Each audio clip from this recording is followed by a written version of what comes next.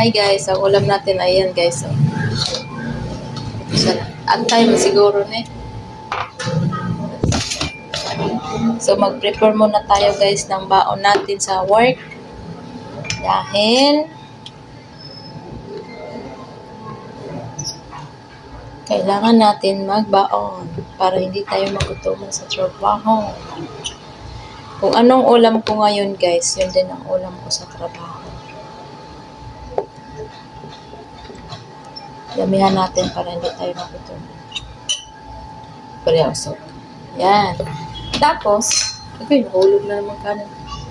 Tapos guys, yan, dito ko na lang siya ilagay. Hindi naman yan mapapanis kaya naka-aircon naman yung ano namin, pantry. Hindi yan mapapanis guys kaya naka-aircon yung pantry namin.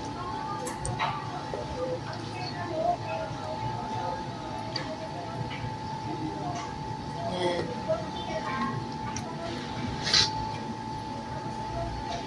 Yan. Yan lang ba? Takpan natin guys.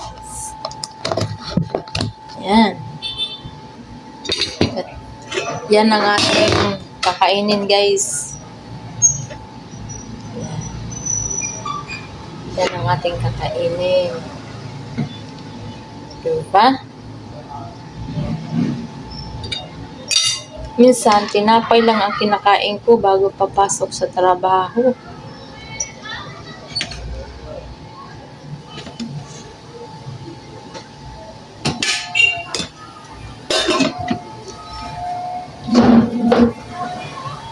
Ulam sa tanghali, ulam sa baon sa work.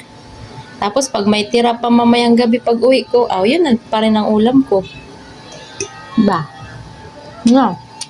Thank you Lord sa pagkain. In the name of Jesus Christ. Amen. Kain tayo.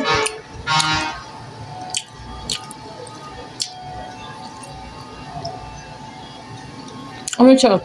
May atay na may karning baboy.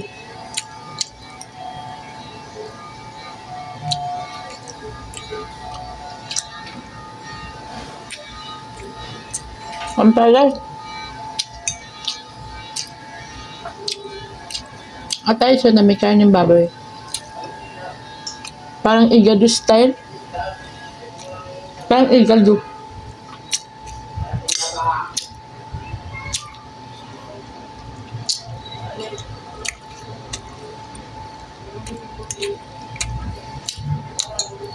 Pero ang favorite ko talaga ng pagkain. Ayan o. Paklay. Kaya man kasi dito yan sa probinsya. Dito sa Manila. Sa probinsya lang meron. Paklay. Ito parang gado.